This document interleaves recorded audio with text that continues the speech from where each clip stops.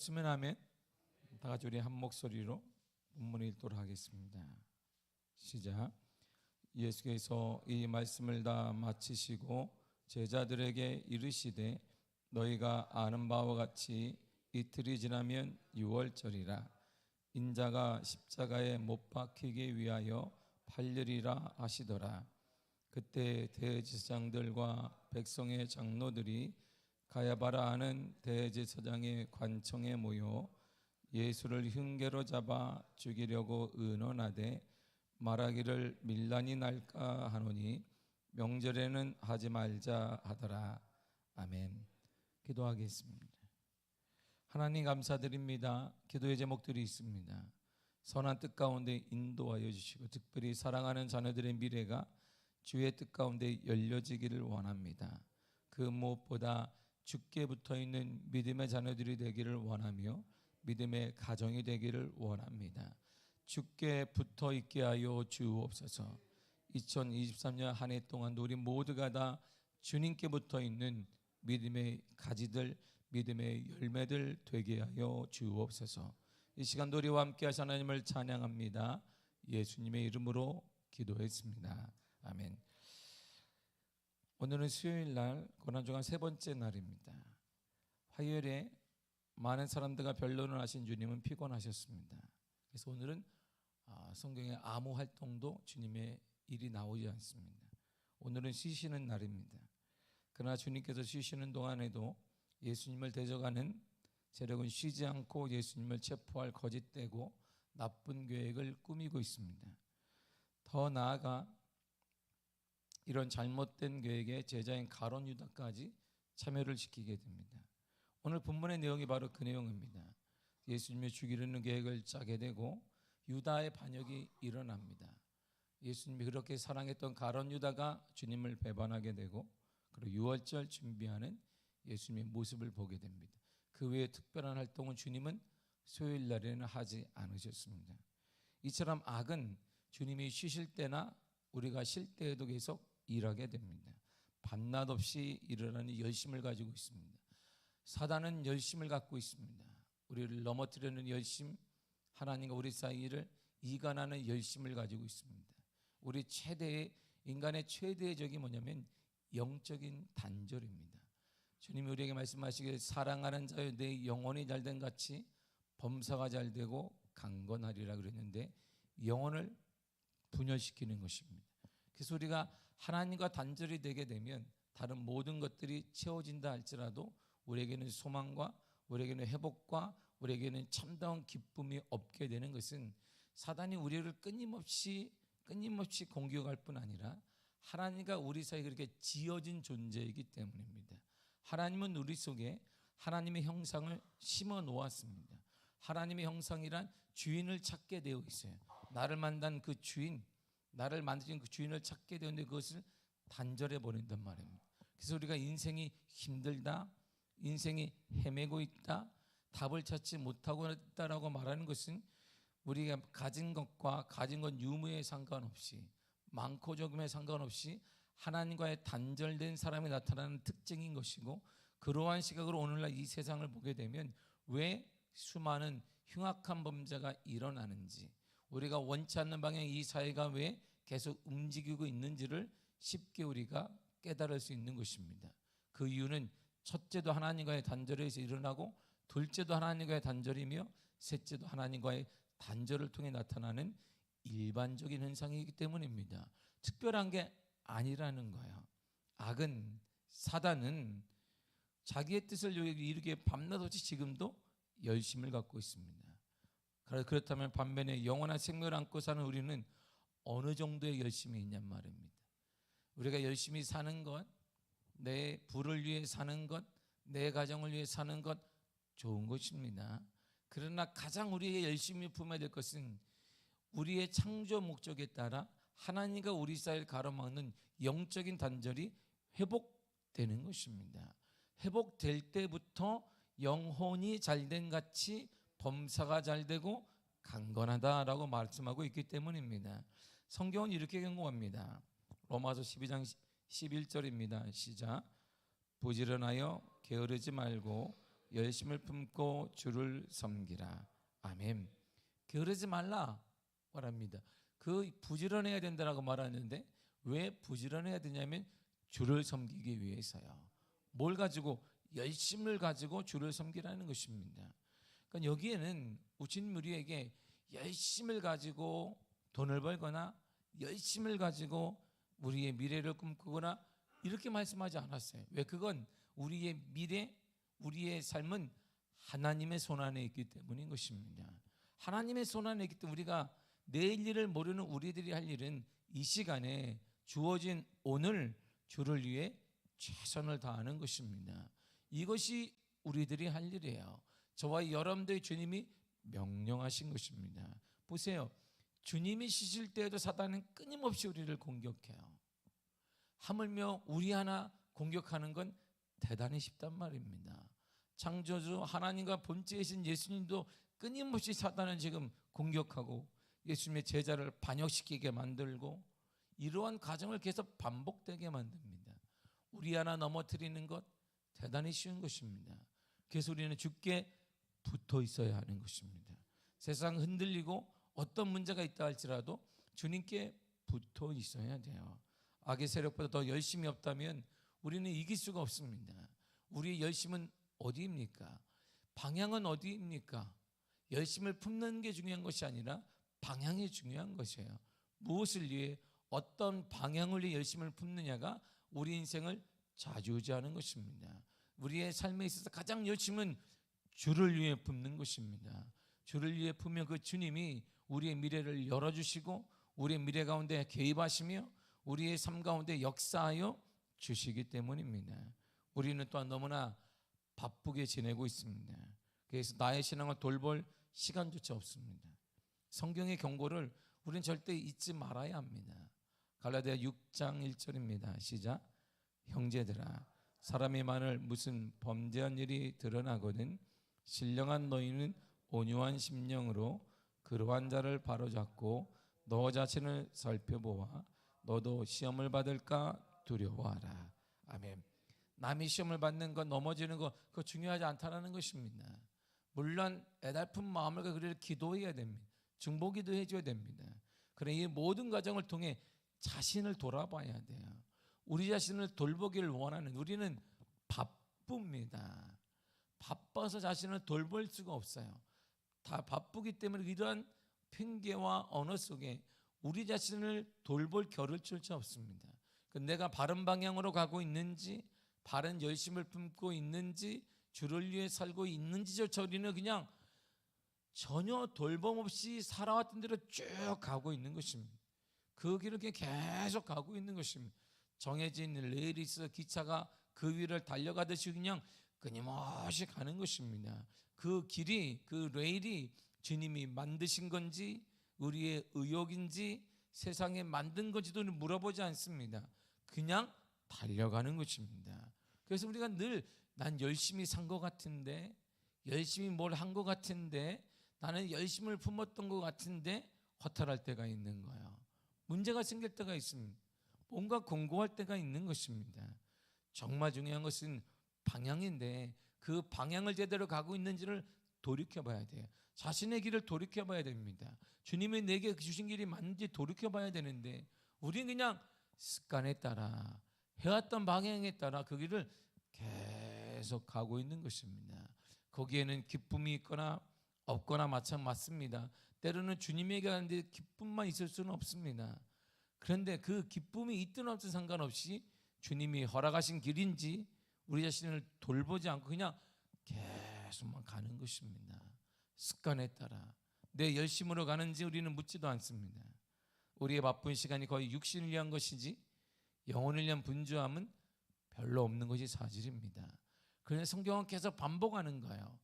영혼이 잘된 같이 범사가 잘되고 강건하리라. 이제 주님께서 우리에게 원하시는 것은 아무것도 하지 않는 것이 아니라 이 아무것도 하지 않은 이 수요일에 하나님과의 깊은 아름다운 만남을 원하고 있는 것입니다. 참다운 교제는 하나님을 계속 만나게 되면 현상이 하나 일어나요. 뭐 담대함이 생긴다거나 응답을 받는다거나 이야, 기적이 일어난다거나 그럴 수도 있지요. 그러나 하나님과 깊은 교제를 가진 사람의 특징의 최고의 특징은 두려움이 생긴다는 거예요. 경외한다 이런 말이 느껴진다는 거예요. 예전에 나 혼자 살 때는 그냥 내 힘대로 살면 되는 거예요. 내 능력대로 살면 되는 것입니다. 내가 왕이기 때문에 내 갈 길 내가 가면 되는 것입니다. 그런데 하나님을 깊이 만나면 깨닫는 인생이 대단히 행복하지요. 소망과 기쁨이 있습니다. 그러나 그 전에 우리에게 느껴지는 가장 확실한 증거 하나가 있습니다. 그게 뭐냐면 두려움이 생겨요. 하나님에 대한 두려움. 이것이 내 언어 생활을 막아요. 이것이 내 행동을 통제하게 됩니다. 내 분노를 통제하게 만들어요. 내 감정을 통제하게 만듭니다. 그래서 사람들이 볼 때 성숙하다 이런 말을 하게 되는 것입니다. 어린아이는 그냥 계속 말하는 것입니다. 자기 감정을 계속 드러냅니다. 그냥. 배고프면 배고프다고 소리치고, 배부르면 배부르다고 소리치고, 대변이 마르면 마렵다고 소리치면 돼요. 근데 어른이 되면 다르진 것처럼 하나님에 대한 성숙함은 여기에 있는 거예요. 두려움이 생겨요. 이 두려움은 세상의 그 힘 있는 자의 두려움이 아니에요. 이스라엘 백성들이 이집트 사람을 두려워했던 그런 두려움이 아닙니다. 소망이 있어요. 기쁨과 감동과 감격이 있는데 그보다 앞서는 게 두려움이 있어요. 그러니까 함부로 행동하지 않게 돼요. 함부로 언어 생활하지 않게 됩니다. 함부로 우리의 삶을 포기하지 않게 돼요. 함부로 미워하지 않게 되는 것입니다. 미워하지 말아야 됩니다. 사랑해야 됩니다. 이게 어떻게 우리가 사랑하겠어요? 미워할 사람을 두고 사랑하자, 사랑하자 10번 하면 사랑하게 됩니까? 10번 하면 50번만 하자, 100번 하자, 사랑한다, 사랑한다, 사랑해집니까? 그렇지 않아요. 주님이 오시면 깊은 기도를 통해 하나님을 만나게 되면 하나님이 이걸 초월한 두려움을 주세요. 이야, 하나님 앞에 섰을 때 이런 두려움이 세상을 이기게 만드는 거예요. 가장 두려운 그 하나님 때문에 세상은 이길 수 있는 것입니다. 그래서 기도가 능력이 되는 것입니다. 기도의 은혜를 받아야 되는 것이고 기도의 불을 경험해야 되는 것입니다. 그것이 우리의 인생의 가장 확실한 증거이며 가장 소망이 있는 믿음의 사람을 가지는 삶의 태도예요. 사랑하는 성도 여러분, 주님은 수요일에 아무것도 하지 않으셨습니다. 아무것도 하지 않고 그럼에도 불구하고 사단은 끊임없이 아무것도 하지 않은 예수님을 공격을 해요. 우리 하나 넘어뜨리는 것이 쉽습니다. 그래, 우리가 넘어지지 않는 이유는 하나님과 교제를 갖고 있으면 되는 거예요. 그것이 바로 기도입니다. 어떻게 하나님을 만나겠어요? 죄 있는 우리가 어떻게 죄 없는 하나님을 어떻게 만나겠습니까? 하나님을 만날 수 있도록 기도의 은혜를 허락하셨습니다. 길이 열려진 은혜를 허락하셨습니다. 그래서 기도해야 합니다. 기도해야 돼요. 기도가 쉽습니까? 쉬울 수 있고 어려울 수도 있습니다. 그러나 끊임없이 기도해야 합니다.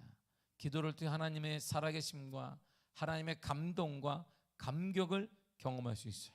기도를 통해 확신을 얻을 수 있습니다. 주님은 새벽 미명에 항상 기도하라고 하셨습니다. 밤이 맞도록 기도했다라고 말씀하십니다. 그분이 기도할 필요가 없어요.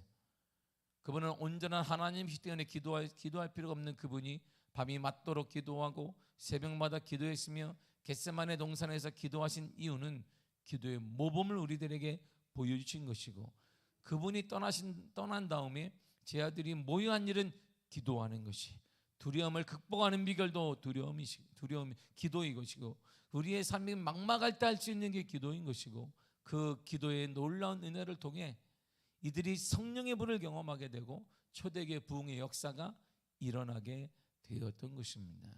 사랑하는 성도 여러분, 이 세기에 수도원 운동이 일어났습니다. 교부 시대라고 하는데 그들은 주님을 얼마나 사랑했는지 주님에 대한 간절함이 있었어요. 당시 유대인들에게 사막은 사단이 꽉 붙잡고 있는 것, 소망이 없는 것, 이들의 사막은 저주받은 땅이었어요.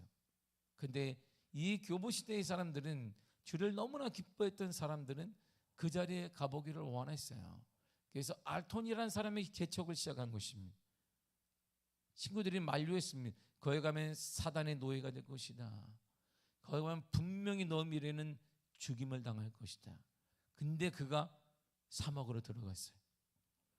6개월이 지나자 친구들이 너무나 궁금했습니다.